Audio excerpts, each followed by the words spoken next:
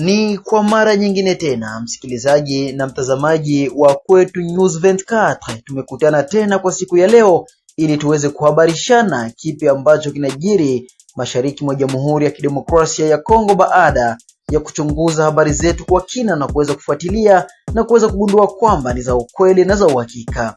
Karibu katika habari zetu hizi za leo ambako tutagusia mengi mkiwemo ujio wa vikosi vya MONUSCO mjini Uvira umekosolewa vikali na wananchi pamoja na hasasi za kiraia ndani ya mkoa wa Kivu ya Kusini, ambako wanasema kwamba licha ya kuaminika kwa vikosi vya MONUSCO na Umoja wa Mataifa kwamba ni namba moja kwa kudhibiti usalama sehemu ambayo inayoshuhudiwa utovu wa usalama, lakini bado kuna mashaka na wanajeshi wa Umoja wa Mataifa kwa kuwa kulishuhudiwa na uzembe mwingi uliofanywa na wao wakati walipokuwa wakilinda amani mashariki mwa Jamhuri ya Kidemokrasia ya Kongo. Hasasi za kiraia zinasema kurudi kwa MONUSCO ndani ya mji wa Uvira na jimboni Kivu ya Kusini si vibaya sana ikiwa watazingatia kurejesha amani na kufanya kazi yao ipasavyo kwa ajili ya kulinda raia ambao wanateseka na vita mashariki, na sio kujitembeza kwa magari kila siku bila kuleta suluhisho yoyote kwa ajili ya mtafaruko unaoendelea kuonekana mashariki mwa Jamhuri ya Kidemokrasia ya Kongo, hususan kusini mwake. Andre Biedunia Mashaka ni mmoja kati ya wanasiasa ndani ya mji wa Uvira, amezungumza na Kwetu News 24 na hii hapa ni sauti yake. Ni kwa kweli kurudia ya MONUSCO Sud Kivu kwa macho ya wengi inaonekana kwamba ni kosa ambalo serikali inafanya, lakini acha niseme tu kwamba Wakongomani wanajua ya kwamba tuko kwenye hali ya vita na tuko tunatafuta solution ya kutuletea amani. Kila initiative ambayo inaweza kukamatiwa na serikali ili kurudisha amani ku este ya pays itakuwa salitaire na population ikamata na mikono mbili. Ninawaza ya kwamba MONUSCO akija anajua kwa nini raia walimfukuza mu 2024. Anajua kwa nini serikali ya Kongo ililomba retrait progressif yake mu 2024. Anajua. Na wakati watakuja wanajua nini raia ilikuwa na wareproche, kwa sababu kulikuwa viongozi wa moja wa MONUSCO kusidi Kivu ambao walikuwa na kuwa soupçonné kwa kutumika na adui ambaye ni M23, na leo M23 imejiunga na Twirwaneho. Alors que Twirwaneho ilikuwa na kuwa na support quelque part selon population, maoni ya walio wengi ya MONUSCO. Mimi nawaza wakija watarectifier tiro. Avantage ya pili ambayo tutaipata, mbele nisema inconvénient, ni kwamba Burundi ambaye ni voisin yetu mwenye anashindwa kufungula frontiere kwa kuogopa presence ya M23 ku territoire kipande ya territoire ya Uvira, atakaposikia kwamba MONUSCO amefikia Uvira atakuwa na MP de confiance kusema kwamba hawawezi tena kunivamia. Ya pili, raia wa Kongomani wanajua kwamba Etats-Unis iliomba M23 irudie mpaka ku 75 km. Wako na imani kwamba labda wakija watatia pression ku M23 irudie ku 75 km ili watu warudie kwenye manyumba zao kwenye bonde la mto Ruzizi na nafasi zingine. Ya tatu usi, watu wanajua kwamba labda mandaa ambayo MONUSCO ilipata hii turu ni mandaa ambayo inakuwa labda nzuri kuzidi ile mandaa ambayo walikuwa nayo avant 2024. Lakini acha niseme tu kwamba hapana, resolution 2808 ambayo walipata ambayo merenouveler mandat ya MONUSCO pour une année mpaka tariki 20 ya mwezi wa 12 2026 haikuwapatia mandat offensif. Yaani haikuwaambia kwamba kukikutwa kwamba kuna grupa arma ambayo inatatiza raia wapigane. Ndiyo maana mimi nimesema binafsi kwamba sikuona kabisa umuhimu, kama serikali inajua kwamba inakuwa na nguvu ambayo inaweza kupiga M23 na makundi zingine ambazo zinasumbua raia, kama nguvu zipo sikuwa naona maana wa MONUSCO kuja. Lakini kwa sababu serikali imesema kwamba watakuja na ingine mbinu mpya, lazima tuwapokee kwanza. Lakini sasa acha nizungumze hapa tena kusema ya kwamba walipofika wale wa viongozi wa MONUSCO, walipofika Kinshasa, walipofika Goma, walitoa mambo mawili ambayo mimi haikuingia katika masikio yangu. Jambo la kwanza walisema wanataka mbele wajiinstalle kusidi Kivu, serikali ya Kongo itoe briare zote. Briare ça veut dire ile ambayo serikali ya Kongo iliweka angani kwa kuampeshe drone za wa M23 kupanda juu. Wao wanasema kwanza zile briare zitoke ili helikopteri za MONUSCO zipande juu zipate kufanya reconnaissance, mission ya reconnaissance. Kwa hiyo tunatutia uoga.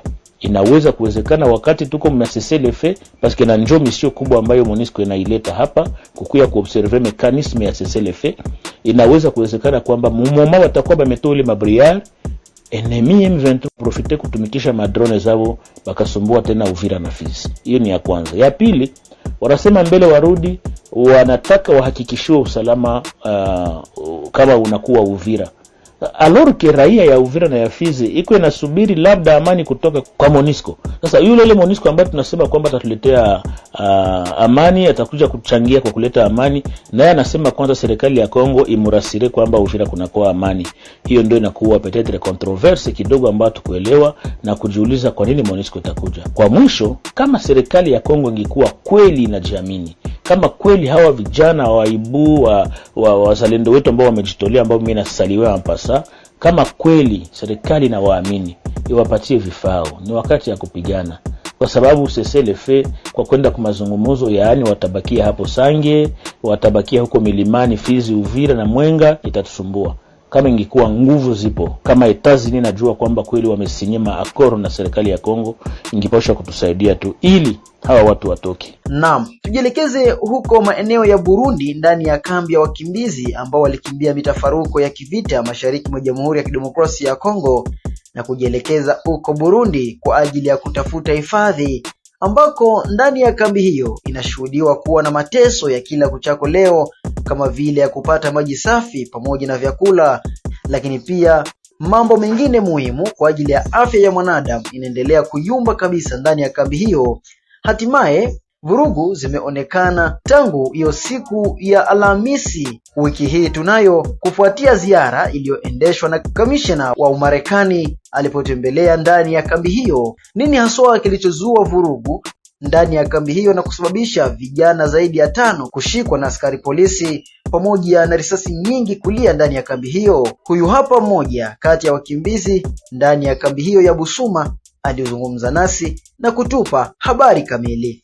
Ndiyo, hali ya taruki ilitanda hapa kambini Busuma mu province ya Buumuza, komine ya Ruigi. Ni baada ya mkurugenzi kamishna wa Umoja wa Ulaya anayehusika na kutoa misaada kwa wakimbizi kuwasili hapa. Alipowasili alikuwa na delegation ya gari karibuni 7-9 hivi, akisindikizwa na wajumbe wa serikali ya Kongo, nikimaanisha ubalozi wa Kongo hapa Burundi. Walitembezwa kwenye vituo vya afya, walitembezwa kuangalia kambi. Basi kama matarajio ya wakimbizi, walitarajia kwamba baada ya kumaliza ile mizunguko itabidi azungumuze na wakimbizi, apate maoni ya wakimbizi. Unajua kwamba wakimbizi walio wengi wanatamani kurudishwa nchini Kongo. Basi ilipofika sasa muda wa kuongea na wakimbizi, ilibidi wakuu viongozi wa HCR wenye kusimamia kambi wakaanza kukwepesha ule mgeni asipate kuongea na wakimbizi, labda wakimbizi wasitoe maoni yao na wasije wakavuisha siri za mateso ambazo sisi wakimbizi tunazozipitia hapa kambini. Katika ile hali ya kutaka waexprime malalamiko yao kwa wajumbe ambao waliwasili hapa leo, ilibidi ule mwenye kushimamia kambi hapa, ule kiongozi, akawa anaendelea kuzuia wakimbizi. Wale wajumbe wakauliza, mbona hao wakimbizi wanakaa huu manyumba usio stahili? Kilicho sasa chukiza wakimbizi, yule mkuu kiongozi mwenye kushimamia hii kambi ni Congolais expatrie, akawa ikwenda na kwepesha kusudi asipate kuonana na wakimbizi, asizungumze na wakimbizi. Alors wakati wakia kuchomokea kuvuma nyumba wa ovyo wenye watu wanajenga wanyasi wa malembelembe mayani vya ndizi vya kukauka, akauliza hizi ni nyumba za wanani? Bomu kupenda sasa bafiche ile aibu, bakasema hapana, hubu ni vuma nyumba wenye hawa wakimbizi wanajenga bakulalishia mu mambuzi zabo, makuku zabo, lakini kuvule wa mzuri wenye muliona kule ndio kwenye wanaendaka kulala. Wanakuja kuchuruzia, wanalalisha mu mifugo yao, sababu nyumba zenyewe hazistahili, hazifanani kuitwa nyumba za wakimbizi. Basi wakimbizi kusikia hiyo wakasema hapana, mnatuzuia tusiongee naye. munatuzuia tusipane maoni yetu kwake. Tena maneno ya kashfa, kuneglige nyumba zenye shetu tunalala amu, wakati munatuima hata na nyumba za kulala amu. Ile delegation ikarudia Bujumbura, na kilichosalia sasa ni operasyon kamata. Vijana zaidi ya ile walikamatwa na mpaka saa hii hivi wako kwenye kituo cha polisi wanazuiliwa.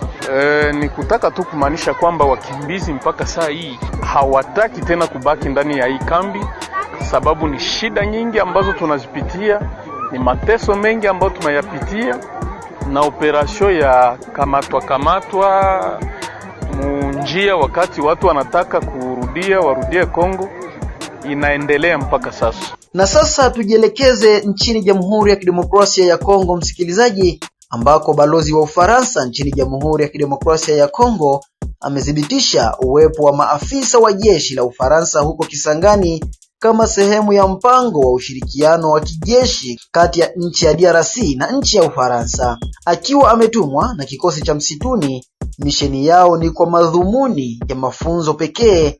Mafunzo hayo yataendelea hadi mwishoni mwa mwezi Machi. Kufuatia maswali yaliyoulizwa na picha iliyoshirikiwa kwenye mitandao ya kijamii na mwandishi wa habari wa Kongo ikimuonya mwanajeshi mwenye bendera ya Ufaransa, ubalozi wa Ufaransa nchini Jamhuri ya Kidemokrasia ya Kongo umefafanua hali hiyo kwa kudhibitisha uwepo wa wanajeshi wa Ufaransa huko Kisangani, kaskazini mashariki mwa Jamhuri ya Kidemokrasia ya Kongo, ambapo moja ya kamanda za kijeshi za FARDC inapatikana. Kulingana na ubalozi wa Ufaransa, maafisa wa Ufaransa wanashiriki katika mpango wa ushirikiano wa kijeshi kati ya nchi hizo mbili, ambapo umekuwepo tangu mwaka 2021 kwa ombi la mamlaka ya Kinshasa.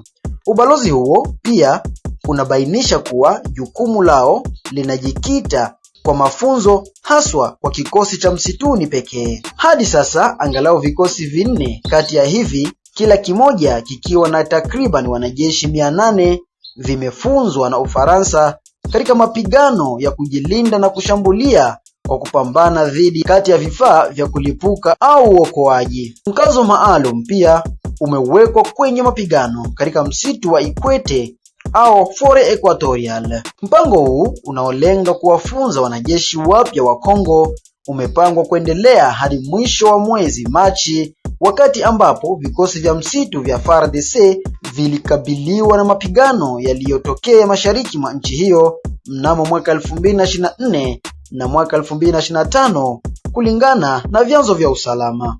Kama maafisa wa Ufaransa pia wakiendesha mafunzo katika chuo cha kivita huko Kinshasa, Ufaransa haijatuma wakufunzi wowote kupitia kituo cha amani cha Ulaya.